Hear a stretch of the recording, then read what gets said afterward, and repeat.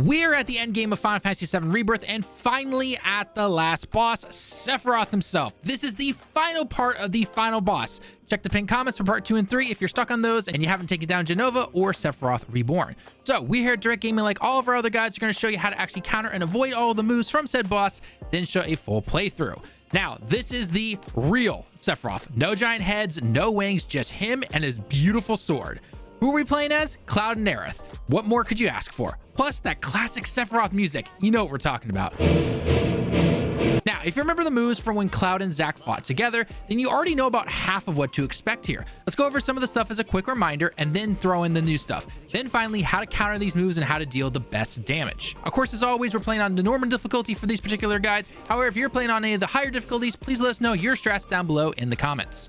Moves to watch out for include the following. Basic sword combos that include a small break in between, allowing you to parry the second half of the attack and thus take no damage. The same jump attack we saw against Cloud and Zack, only this time the explosion is bigger and whispers fly around the outer part of the blast zone. So like before, either block both the strike and the blast or simply dodge out of the way. Grip of Fate is a new one and probably the biggest pain simply due to the fact that it does not just fly straight. It's got your number and it will find you. So either dodge at the last second or make sure you have a barrier on, because the moment it catches you, Sephiroth will teleport over to you and use Skewer. It's never fun. Whisper Cannon is exactly what it sounds like. Sephiroth will spin around in a circle, shooting a beam of whispers your way. Now, you can perfect block this to take no damage, but be careful, as it might look like you've timed it right, then you get hit. This is most likely due to the beam having a bigger hitbox due to the waviness of the outer shell thanks to the whispers. Also, side note, it says that you can target the sword and the wing while he's doing this. If you can take the health down on both, the attack should theoretically stop, but that's easier said than done. I threw a full Firework Blade synergy ability at him and nothing happened, so results may vary. Let me know down in the comments below if you're able to make this work. Before I mention the move Skewer, if you get caught by the move called Grip of Fate, well, it also happens to be its own solo move. If you happen to get caught by this though, switch over to your other teammate and throw a barrier to them. That way they don't take as much damage. However, don't rush in right away to try and do more damage, because the moment your teammate is thrown to the ground, you'll actually take some impact damage if you're too close. If you dodge it though, this leaves him wide open for a good combo attack. So the moment you see that move name above his head, get out of the way. Errant Whisper is similar to a move that he did as Sephiroth Reborn. Basically, dodge the whispers as they appear underneath you. Whisper Whirlwind will be the final move to talk about for this first part of the fight. Basically, it's a giant tornado that will chase down the character that you are controlling. Countering this is actually super easy, however. Run away from the other teammate until the whirlwind tornado is somewhat close. Then quickly switch over to your other teammate and use Fyra to target Masamune, Sephiroth's sword. This will not only stop the tornado, but it pressures Sephiroth a ton. I mean, look at that pressure bar right there. After that, you've got a decent amount of time to do some good damage to him and get that pressure bar up or heal up if you need to. Okay, so those are most of his moves. The rest won't be seen till you get him below 50%. So, what is the best way to deal damage? What materia should you be bringing? Well, some of the abilities I highly recommend using right away are Firebolt Blade and Focus Blade for Cloud. Firebolt Blade is nice since it tracks the enemy really easily and can set up for some fun aerial combos depending on what abilities you also like to use. For Aerith, 100% Radiant Ward and other wards that can help do things like ATB or spellcasting double. You know the ones I'm talking about. I also have Barrier on Cloud combined with Magnify materia, which allows me to give a barrier to both Cloud and Aerith at the same time for the cost of 1 magic.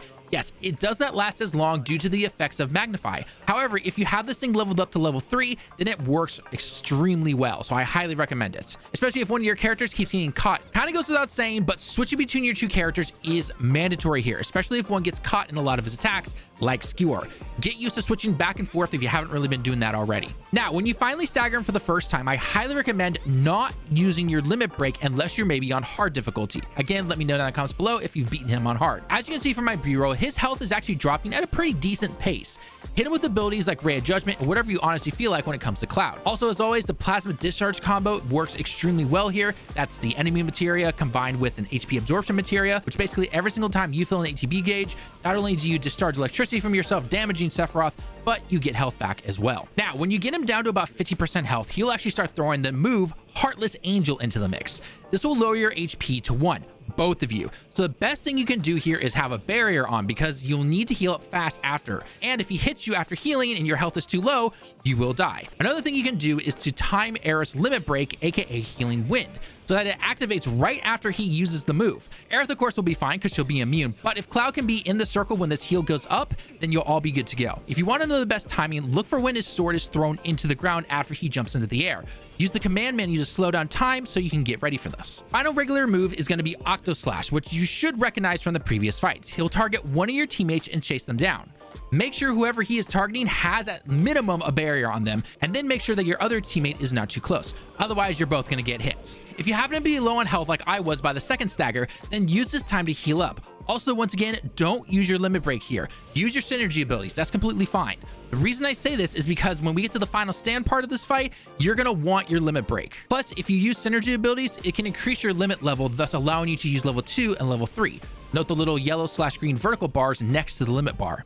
You don't know what I'm talking about? In order to get to level 2 or level 3 limit bars without any particular items, you need to use synergy abilities, and every time you do, that'll increase it by 1. Other than that, keep up the attacks that I've suggested above, keep an eye on your ATB, and only use your big moves when you know that they're going to hit. When you see him go into his final stand, or the end is nigh, which is about 20% of his health left, this is where the limit break comes in handy. Basically, during this time, a huge area of whispers are going to be circling you and Sephiroth, constantly damaging you until either the fight ends in your loss or you stagger Sephiroth. So this is the perfect chance to use Cloud's limit break, and you should be basically good to go, staggering him no problem. Get the final hits in, and then you have finally taken him down, at least in this game. You know we have to fight him in part 3. Now, here's a full run of the boss fight, sped up a tad to show you how to take Sephiroth down. If you enjoy the guides and a like on the video shows us that you enjoy this type of content, and don't forget to check out our other Final Fantasy VII Rebirth boss guides, summon guides, and playlists in the top right corner and pinned comment.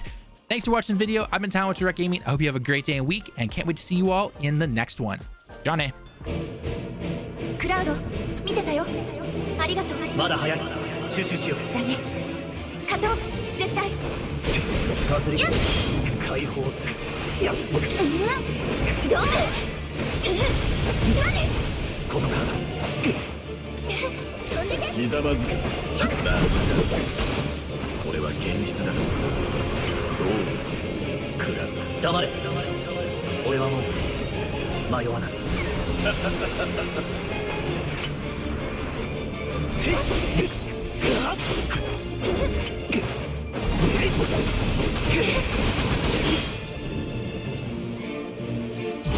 私の出番。よっ、力分けて。俺が出る。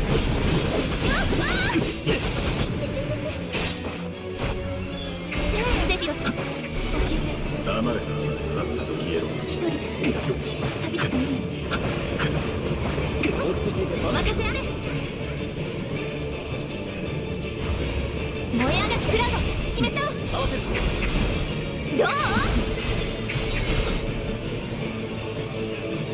協力してこう。ここから滅びの始まりだ。無駄だ。心配ないよ。いいとこ見せてくれ。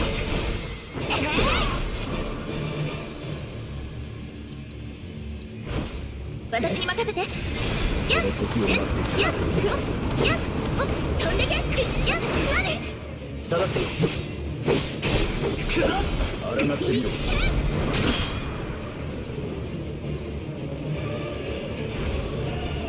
しのげ。やり。それ。悪くない。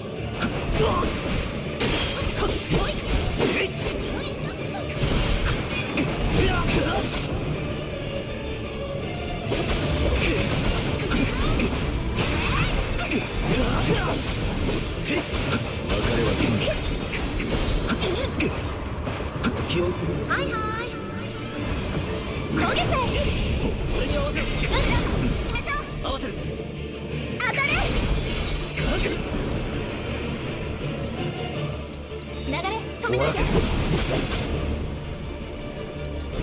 視線を切り裂く。そこだし。決めてやれ。一緒に運命を断ち切ろうか。任せるね。やってやる。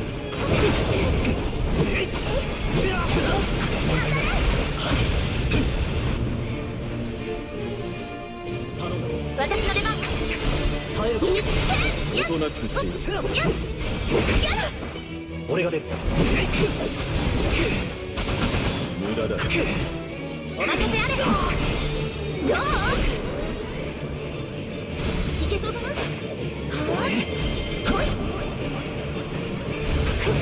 頑張るね。当たれ。叫びを聞かせてくれ。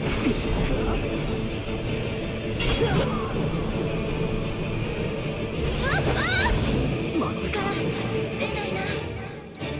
ごめん。きついな。そういうことしちゃう。ダメかも。飛んでけ。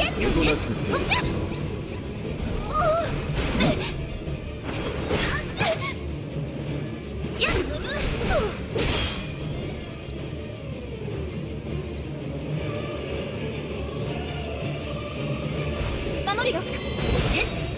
やめて。フラフラ。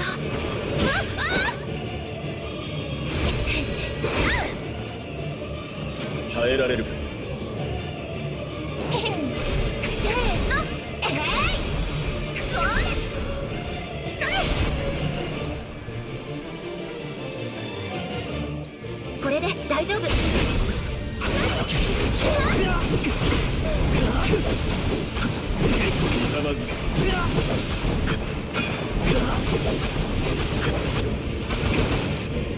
おとなしく。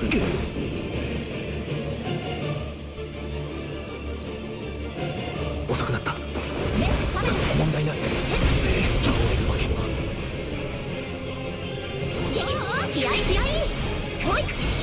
いって力出ないな。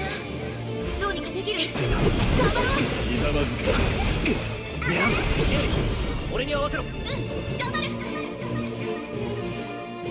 本気で行く。よし。フォローを頼む。このまま決めよう。忍べ。それ。飛んでけ。滅びの始まりだぞ。どう？そっちは大丈夫。私に任せて。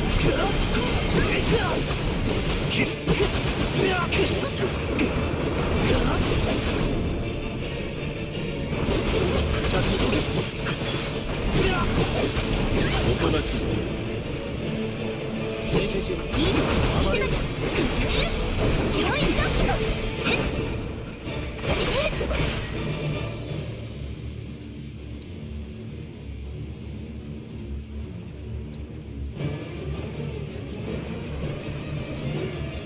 そこから狙える。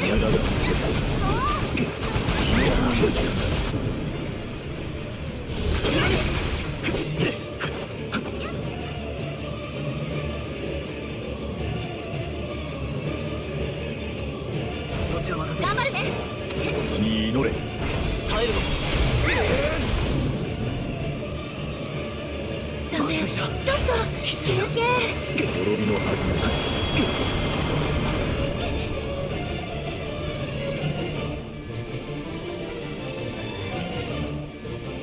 落ち着いていけ。はいはい。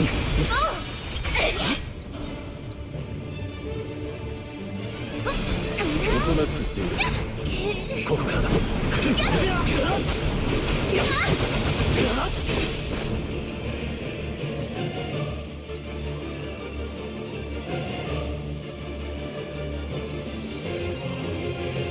気負いすぎる。お任せあれ。や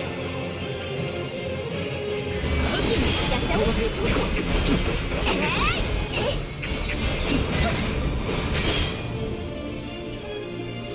協力していこう。遊びは終わりだ。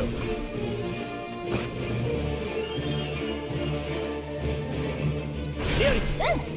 頑張って行こう。助かった。